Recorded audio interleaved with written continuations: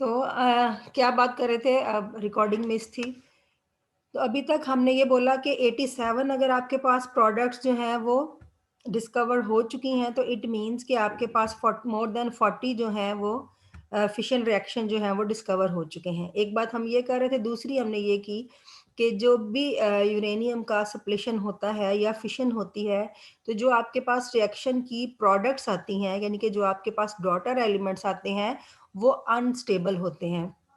और उनके अनस्टेबल होने की वजह क्या है कि उनमें एक्सेस ऑफ न्यूट्रॉन होता है। ठीक है, न्यूट्रॉन एक्सेस की वजह से वो अनस्टेबल हैं, और फिर उनको स्टेबल होने के लिए वो क्या करते हैं, स्टेबल होने के लिए वो बीटा एमिशन करते हैं या इलेक्ट्रॉन को एमिट करते हैं। और ये एमिशन या डिके का प्रोसेस तब तक चलता रहता है जब तक आपके पास कोई स्टेबल एंड प्रोडक्ट जो है वो नहीं आ जाती। तो इस तरह से जो फिशन में बनने वाली प्रोडक्ट्स हैं, उनका डिके होना, और तब तक डिके होना जब तक आपको एंड प्रोडक्ट जो है वो स्टेबल नहीं मिल जाती, इसे हम फिशन डिके चेन्स बोलते हैं।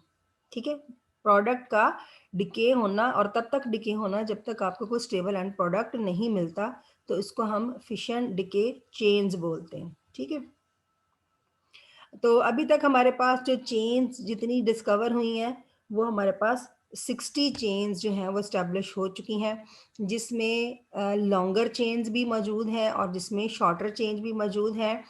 एवरेजली अगर बात की जाए, अभी तक एवरेज के तौर पे जो चेन्स हमें मिली हैं, उसमें एवरेज नंबर ऑफ न्यूक्लियाई जो बनते हैं, यानी कि जो चेन बनती है वो 3 की बनती है, यानी कि 3 न्यूक्लियाई उसमें मौजूद हैं।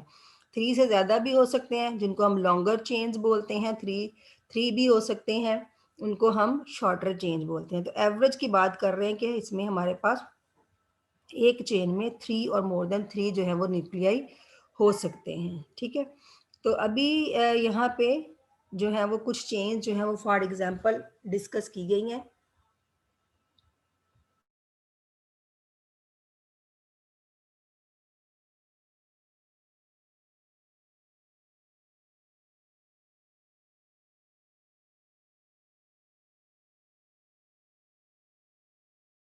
जो फर्स्ट चेन आपको नज़र आ रही है, लॉन्गर चेन है, जिसमें आपके पास मोर देन 3 न्यूक्लियाई जो है वो मौजूद हैं। तो इसमें हम देख रहे हैं कि जो आपका सबसे पहला प्रोडक्ट है, जिसे हम ज़ीनॉन बोल रहे हैं, जब ज़ीनॉन एमिट होगा फिशन प्रोसेस में, तो ये अनस्टेबल होगा। ये जो आपका ज़ीनॉन 140 है, ये अनस्टेबल प्रोडक्ट है। ठीक है, अब आप देखेंगे कि यहाँ पे जो आपको एरोज नज़र आ रहे हैं, इसमें ऊपर आपको बीटा लिखा नज़र आ रहा है। इसका मतलब ये है कि ये आपका जो ज़ीनॉन है ये बीटा एमिशन करेगा। ठीक है, बीटा डिके करेगा। और नीचे जो लिखा होता है वो उसका हाफ लाइफ या लाइफ टाइम लिखा होता है कि जितने टाइम के बाद ये डिके होगा। ठीक है, तो यहाँ पे मोस्टली हमने अभी बात की है कि ये तब तक चेंज चलेंगी जब तक ये डिके करता रहेगा, और इस डिके में क्या आपके पास होगा, इलेक्ट्रॉन एमिट होंगे, यानी इलेक्ट्रॉन का मतलब ये कि बीटा डिके जो है वो इसमें एमिट होंगे। ठीक है, तो इसमें आप देखें ज़ीनॉन है आपके पास, ज़ीनॉन जो है वो डिके हुआ तो आपके पास सीजियम बनेगा। सीजियम के बाद आपके पास बेरियम आया, बेरियम के बाद आपके पास लैंथानम आया। ठीक है, और फिर आपके पास सीरियम आया, जो लास्ट SeCe है, ये आपके पास सीरियम इसका स्टेबल एंड प्रोडक्ट बन रहा है। तो अभी हमें पता है कि जब बीटा डिके होता है, तो जो आपका एटॉमिक नंबर है उस पे इफेक्ट होता है, एटॉमिक नंबर चेंज होता है, मास नंबर पे कोई फर्क नहीं पड़ता। इसलिए जैसे जैसे आप देखें कि चेन जो है वो आगे जा रही है, तो न्यू एलिमेंट जो आपके पास आ रहा है वो अपने मास नंबर की वजह से नहीं बन रहा, बल्कि अपने एटॉमिक नंबर की वजह से बन रहा है। उनके मास नंबर जो है वो सेम आ रहे हैं। ठीक है, तो ये हमारी एक स्पेशल चेन है जो कि स्टार्ट में डिस्कवर हुई। इसको इम्पोर्टेंट चेन बोला जाता है क्योंकि इसमें 2 बड़े इम्पोर्टेंट जो हैं वो न्यूक्लियाई शामिल हैं, जो हमारा बेरियम है और जो हमारा लैंथानम है, क्योंकि ये डिस्कवरी ऑफ फिशन में दोनों ही बड़े इम्पोर्टेंट हैं, या ये आप ये कह लें कि इनकी वजह से फिशन जो है वो डिस्कवर हुई। ठीक है, इसके बाद नेक्स्ट चेन देखते हैं। ये एक शॉर्ट चेन है, यानी स्मॉलर चेन है। इसमें आपके पास ओनली 3 न्यूक्लियाई जो हैं वो मौजूद हैं। तो इनका मैं आपको आपने सारे जो हेवी न्यूक्लियाई हैं मोस्टली आप लोगों ने वो नहीं पढ़े होते। सॉरी पेज, हाँ जी, सारे नहीं पढ़े थे। आपको कुछ इंपॉर्टेंट जो हैवी न्यूक्लियाई हैं उनके बारे में ही, उनके नेम्स के बारे में या मैस नंबर के बारे में पता होता है। तो यहाँ पे कुछ जो है वो आपके लिए अननोन होंगे, तो उनको मैं आपके लिए प्रोनाउंस कर दूंगी अगर आप नोट करना चाहें कि ये कौन से एलिमेंट हैं। तो इसमें सबसे पहले आपका है न्यूडीमियम है, यानी कि ये जो एन है ये आपका न्यूडीमियम है 147 जिसका मैस नंबर है। ठीक है, तो जब ये आपका न्यूडीमियम करेगा बीटा डिके, तो आपके पास प्रोमीथियम बनेगा PM 147, और प्रोमीथियम का जो बीटा डिके है वो आपको स्मेरियम जो है वो देगा, स्मेरियम 147। ठीक है, बीटा डिके के बाद। ठीक, अब इस चेन में हमारे पास ये जो प्रोमीथियम है 147, प्रोमीथियम के बारे में ये कहा जाता था कि ये ऐसा न्यूक्लियाई है जिसको सेपरेट करना जो है वो पॉसिबल नहीं है। लेकिन जब फिशन फिनोमिना डिस्कवर हुआ तो इसमें इसको इंडिपेंडेंटली सेपरेट कर लिया गया, प्रोमीथियम को, और इसको PM यानी इसका सिंबल दिया गया और प्रोमीथियम का इसको नाम दिया गया। ठीक है, तो ये एक शॉर्ट चेन की एग्जांपल है। ठीक है, इसके अलावा एक और हमारे पास शॉर्ट चेन है, इसमें आपके पास है मोलिब्डेनम। ठीक है, और मोलिब्डेनम का जो डिके है बीटा डिके, उसकी 66 आवर्स जो है वो हाफ लाइफ है, जिसके बाद वो डिके होगा और आपको टेक्नीशियम मिलेगा। TC99 इसको हम बोलते हैं, टेक्नीशियम। ये भी बड़ा इंपॉर्टेंट एलिमेंट है जिसको डिस्कवर किया गया। अब ये नेचुरली नहीं पाया जाता, टेक्नीशियम 99 जो है वो नेचुरली एग्जिस्ट नहीं करता, बल्कि यहाँ पे इस रिएक्शन, इस डिके के से आप इसको जो है वो प्रोड्यूस करा सकते हैं। ठीक है, और टेक्नीशियम 99 के बीटा डिके के बाद हमें रुदेनियम Ru99 यानी रुदेनियम जो है वो प्रोडक्ट, स्टेबल एंड प्रोडक्ट इस चेन का मिला। टेक्नीशियम 99 की जो मैं बात कर रही हूँ ये इसलिए इम्पॉर्टेंट है कि हमारे जितने भी इस वक्त डायग्नोस्टिक टेस्ट होते हैं मेडिकल में, वहाँ पे सब में टेक्नीशियम को ही यूज़ किया जाता है। इस चेन में यही चेन, ये चेन जो है, यानी कि इसमें ये दो इम्पॉर्टेंट आपके न्यूक्लियाई हैं। मोलिब्डेनम का जनरेटर लिया जाता है हॉस्पिटल्स में, और उसमें से टेक्नीशियम जो है उसको अलूट किया जाता है। जितने हार्ट, लंग्स, बोन स्कैन पिनम हॉस्पिटल में होते हैं या डायग्नोस्टिक के लिए स्कैन किए जाते हैं, तो उसमें टेक्नीशियम को ही यूज़ किया जाता है डिटेक्शन के लिए। ठीक है जी, ये टॉपिक हमारा यहाँ कंप्लीट हुआ। नेक्स्ट जो है वो हमने mass and energy distribution of fission products, ठीक है, कि जो आपके फिशन प्रोडक्ट्स बने, उन दोनों प्रोडक्ट्स में जो मैस डिस्ट्रीब्यूशन है, यानी कि दोनों प्रोडक्ट्स का मैस किस बेस पे डिस्ट्रीब्यूट हुआ, या उनके दरमियान जो एनर्जी है दोनों की वो किस तरह से डिस्ट्रीब्यूट हुई। ठीक है, तो मैस डिस्ट्रीब्यूशन जो है फिशन प्रोडक्ट्स का डिस्कस करने के लिए जो उन्होंने मोर कन्वीनियंट वे यूज़ किया वो ये है कि फिशन यील्ड कर्व जो है वो डिस्कस की थ्योरेटिकली, यानी कि मैस डिस्ट्रीब्यूशन जो है वो हम उसको थ्योरेटिक एक्सपेरिमेंटली यहाँ पे डिस्कस नहीं करेंगे कि किस तरह से मैस जो है वो डिस्ट्रीब्यूट हुआ। थ्योरी की बेस पे एक्सप्लेन करते हैं कि जो आपके पास 2 प्रोडक्ट्स आएंगी या 3 प्रोडक्ट्स आएंगी फिशन में, उनमें मैस डिस्ट्रीब्यूशन किस तरह से हुआ, एनर्जी की बेस पे हुआ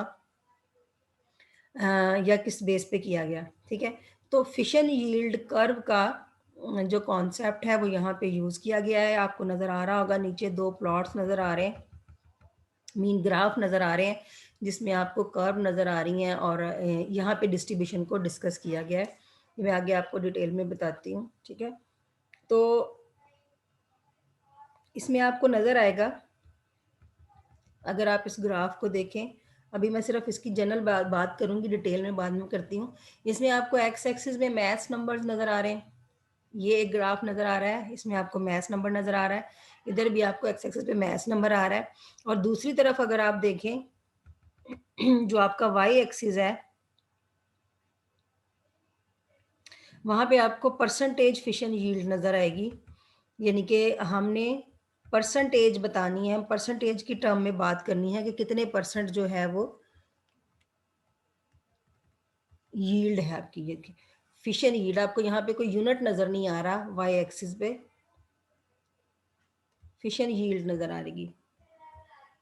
I don't know why the page is, ठीक है, फिशन यील्ड आपको परसेंटेज में नज़र आएगी।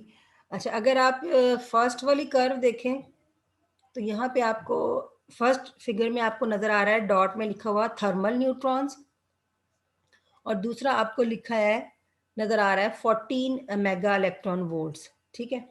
यानी एक कर्व जो है वो रिप्रेजेंट कर रही है जब आपने फिशन किया है बाय यूजिंग थर्मल न्यूट्रॉन, और दूसरी कर्व आपका रिजल्ट दे रही है जब आपने फिशन का प्रोसेस किया है by using 14 mega electron volt neutrons, ठीक है।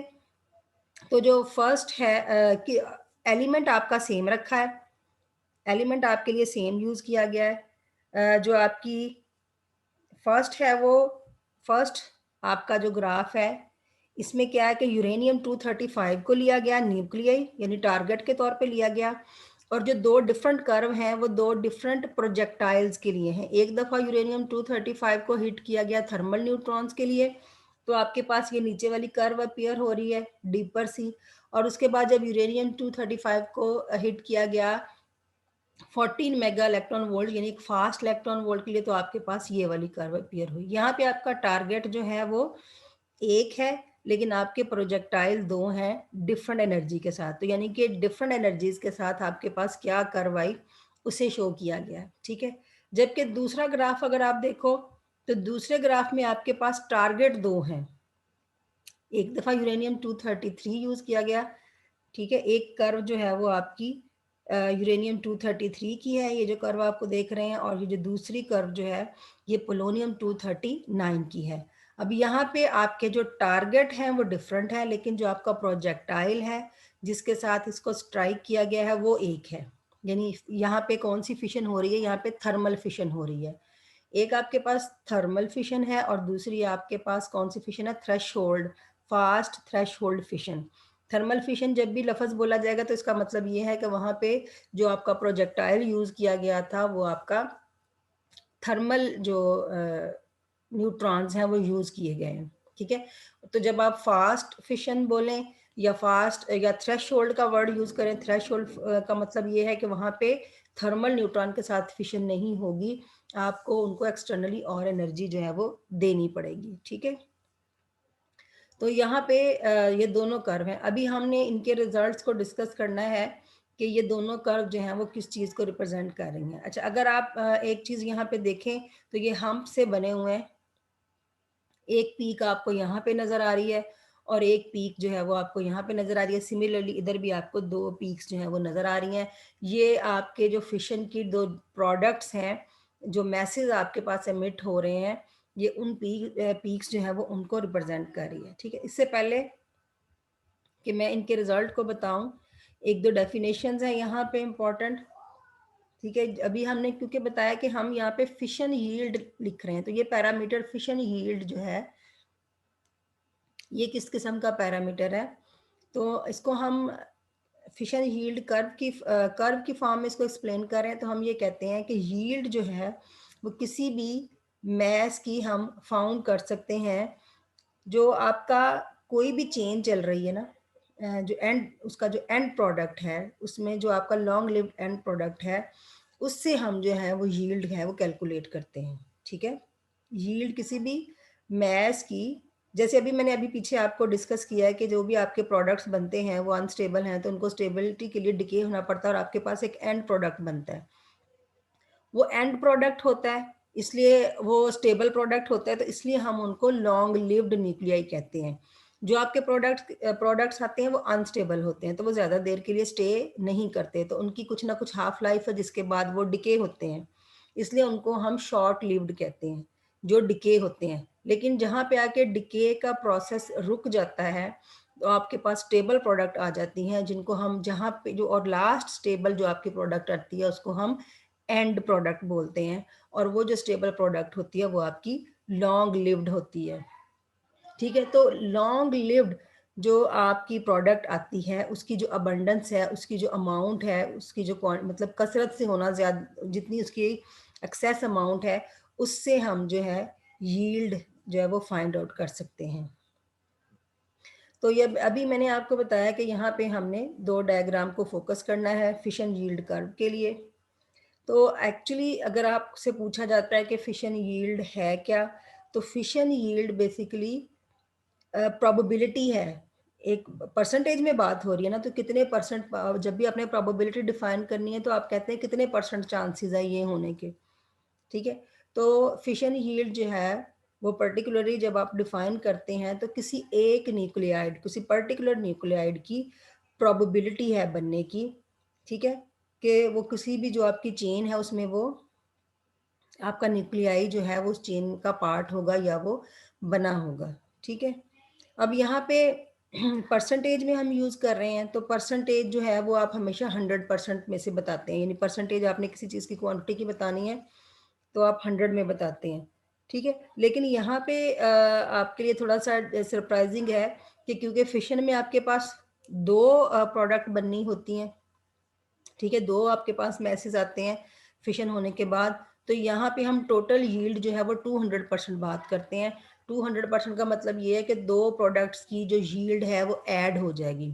100% एक न्यूक्लियाई के लिए यील्ड है और 100% दूसरे के लिए, दोनों का ऐड अप होके 200% जो है वो यील्ड होगी, ठीक है? और ये जो यील्ड्स होंगी, अगर आप ये ग्राफ में देखें तो वाई एक्सिस पे आप देख रहे हैं जो स्टार्टिंग पॉइंट है वो 0.0001 है और ये अप टू 10 जा रहा है, ठीक है?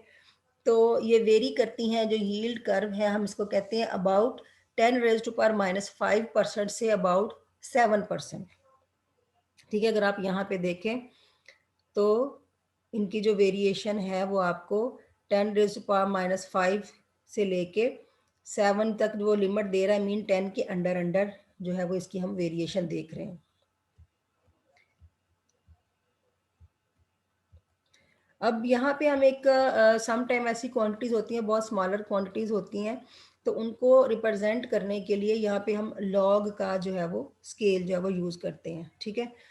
तो यहाँ पे भी यील्ड जो है हम कह सकते हैं वो एक लॉगरिथमिक स्केल जो है वो हम यूज़ कर रहे हैं, इसलिए आपको इतनी छोटी-छोटी वैल्यू नज़र आ रही हैं, ठीक है? मोस्टली अगर आप ग्राफ प्लॉट करें, तो आपको वहाँ पे इतनी छोटी वैल्यू नज़र नहीं आएगी जिससे हम स्टार्ट कर रहे हैं। मसलन ये जो मैं ऊपर कर्व दिखा रही थी, इसमें आप वैल्यू देखें, इतनी स्मॉलर वैल्यू है, 0.0001 है, 0.001 है। तो ये स्मॉलर वैल्यूज मीन कि यहाँ पे हम लॉगरिथमिक स्केल जो है वो यूज़ कर रहे हैं, यानी कि आप जो क्वांटिटी ले रहे हैं या जो आप जो वैल्यूज़ ले रहे हैं आप उसका लॉग ले रहे हैं। अच्छा, हर कर्व में मैंने अभी आपको बताया कि आपको 2 पीक्स नज़र आ रही हैं, ठीक है? तो 2 पीक्स का क्या मतलब है कि जो आपके पास प्रोडक्ट आती हैं वो 2 तरह की है, 2 आती हैं, ठीक है?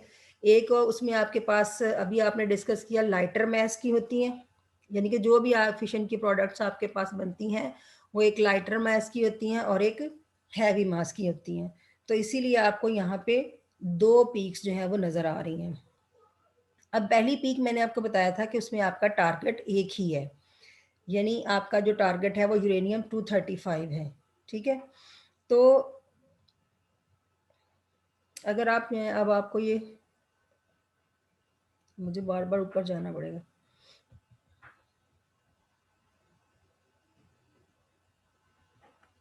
अच्छा जी, ये यूरेनियम 235 की कर्व ज़रा आप देखिएगा। एक ये पीक है आपके पास और एक ये पीक वैल्यू है आपके पास, ठीक है? अभी हम सिर्फ़ एक कर्व को फ़ोकस करेंगे। ये आपकी थर्मल न्यूट्रॉन की कर्व है और ये आपकी 14 मेगा इलेक्ट्रॉन वोल्ट की कर्व है, ठीक है? लेकिन यहाँ पे आपको ये जो डिप है, जो डीप पॉइंट है, यहाँ पे आपको डिफ़रेंस नज़र आ रहा है। लेकिन अगर आप स्टार्ट से चलें, तो जब आप 14 मेगा इलेक्ट्रॉन वोल्ट का न्यूट्रॉन ले रहे हैं या आप थर्मल न्यूट्रॉन ले रहे हैं, तो यहाँ पे ये ये जितनी कर्व्स हैं वो ओवरलैप हैं, तो आप उनको डिफ़रेंशिएट नहीं कर सकते कि कौन सी कर्व जो है वो थर्मल की है और कौन सी कर्व जो है वो 14 मेगा इलेक्ट्रॉन वोल्ट की है। इसके बाद अगर आप इस पॉइंट को भी देखें तो यहाँ से भी आप इन कर्व्स को डिफरेंशिएट नहीं कर सकती कि कौन सी कर्व कौन सी फिशन की वजह से बनी है। ओनली दिस डिप जो है वो आपको डिफरेंशिएट कर रही है। यहाँ से आपको पता चल रहा है, आप मेंशन कर रहे हैं कि ये थर्मल न्यूट्रॉन की है पार्ट और ये वाला जो है वो 14 मेगा इलेक्ट्रॉन वोल्ट का पार्ट है, ठीक है? अब आपको यहाँ पे जो कर्व नज़र आ रही है, मैंने आपको बताया कि यहाँ पे 2 पीक्स हैं, ये फर्स्ट पीक है और ये सेकंड पीक है। अगर आप इसका सेंट्रल पॉइंट, जिसको आप मैक्सिमम बोलते हैं या मैक्सिमम पॉइंट बोलते हैं या जहाँ पे आप मैक्सिमम एम्पलीट्यूड बोलते हैं, तो यहाँ से अगर आप एक लाइन, स्ट्रेट लाइन ड्रा करें, तो आपकी ये लाइन जो है वो कहाँ पे आ रही है, 80 और 100 के दरमियान में। ठीक है, तो यहाँ पे आप लगा लें ग्रेटर देन 90 या 92 या 95, एस्टिमेटेड आप वैल्यू कह लें। यहाँ पे कितनी होगी, 80 और 100 के दरमियान में वो 92 या 95 है। ठीक है, अगर आप दूसरी पीक पे फोकस करें और दूसरी पीक के सेंटर से एक लाइन ड्रा करें, तो ये लाइन आपकी अप्रॉक्सीमेटली यहाँ पे आएगी, यानी 120 और 140 के कहीं दरमियान में यहाँ पे ये लाइन आएगी। ठीक है, तो इट मीन्स कि ये यूरेनियम 235 की जब फिशन हुई है, तो ये कर्व रिप्रेजेंट कर रही है कि एक जो आपका बन रहा है, एक जो आपकी प्रोडक्ट है, उसका जो मैस है दैट इज राउंड अबाउट 95, और जो दूसरा आपके पास मैस आ रहा है उसकी जो वैल्यू है वो 135 के राउंड अबाउट है। ठीक है, तो सिमिलरली अगर आप इधर भी देखेंगे, तो आप यहाँ पे भी जो दोनों यूरेनियम 233 की जब फिशन होगी या 239 की, तो दोनों केसेस में 2 पीक्स बन रही हैं। यूरेनियम 33 की पीक यहाँ पे है, ठीक है, और इनको आप डिफ्रेंशिएट कर रहे हैं कि ये थोड़ी सी पोलोनियम की 239 की जो पीक है वो थोड़ी आगे शिफ्ट हुई हुई है, तो इसलिए इन दोनों का जो मैक्सिमम पॉइंट है वो डिफरेंट होगा। अगर आप इसका मैक्सिमम पॉइंट यूरेनियम 233 का निकालेंगे तो वो 80 के थोड़ा आगे होगा, और अगर आप दूसरी का ड्रा करेंगे तो वो 100 के करीब करीब होगा।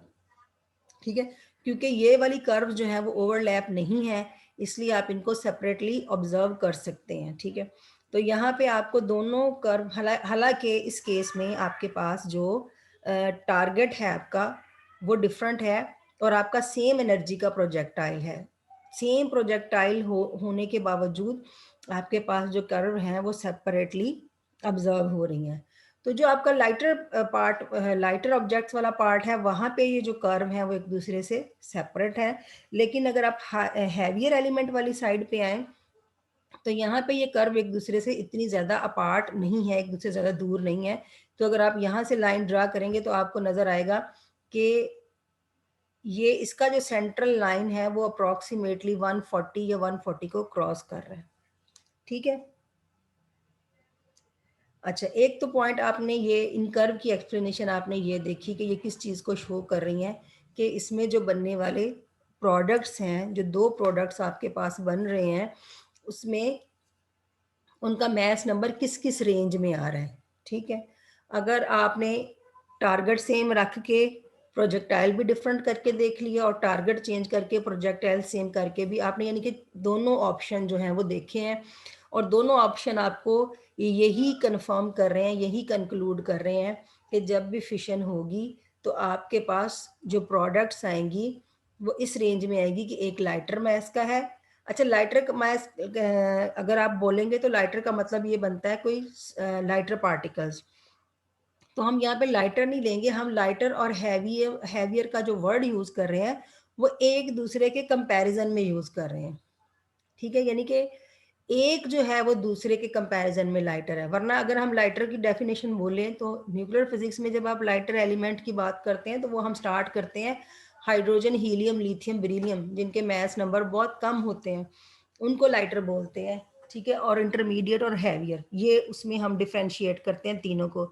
लेकिन फिशन में तो आपका जो लाइटर है वो भी इतना लाइटर नहीं है, वो न्यूक्लियर के हिसाब से जो हैवियर की डेफिनेशन में आता है। ठीक है, क्योंकि अगर आप यहाँ पे देखें तो दोनों में जो आपकी पीक्स बन रही हैं, यहाँ पे भी और यहाँ पे भी, ये 80 और 100 के दरमियान में है, तो ये तो इंटरमीडिएट से भी ऊपर की बात है, तो ये मीन्स कि ये भी हैवियर है।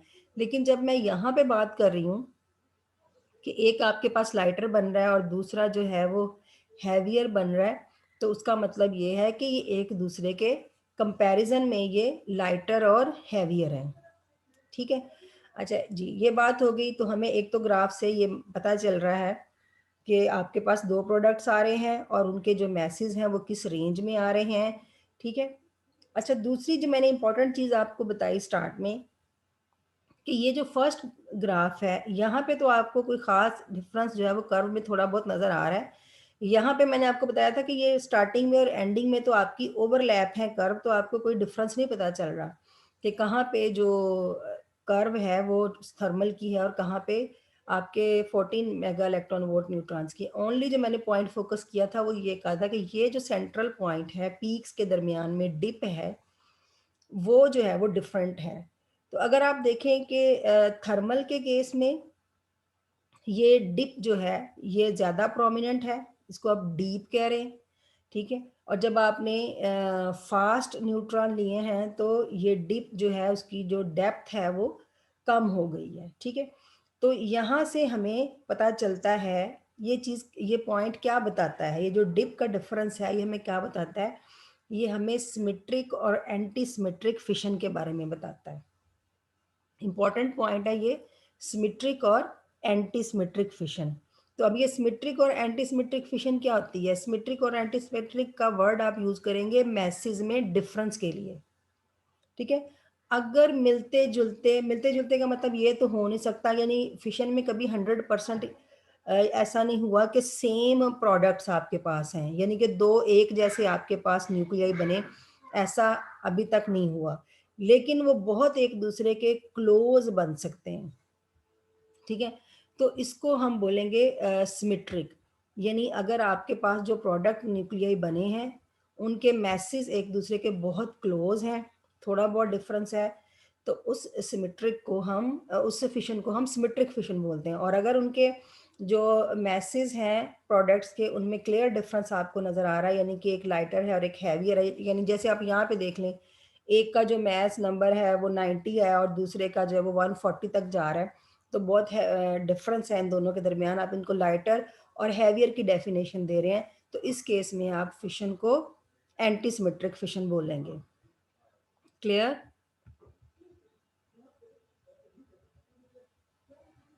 कोई सुन रहा है?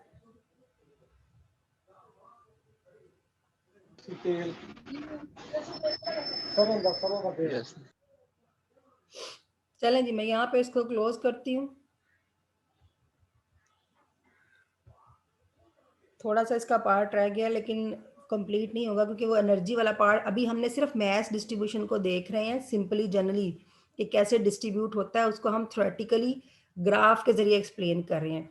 इसके बाद हमने इसी एनर्जी डिस्ट्रीब्यूशन को एनर्जी की फॉर्म में भी डिस्कस करना है, क्योंकि आपका ये टॉपिक जो है वो मैथ एंड एनर्जी डिस्ट्रीब्यूशन का है, ठीक है।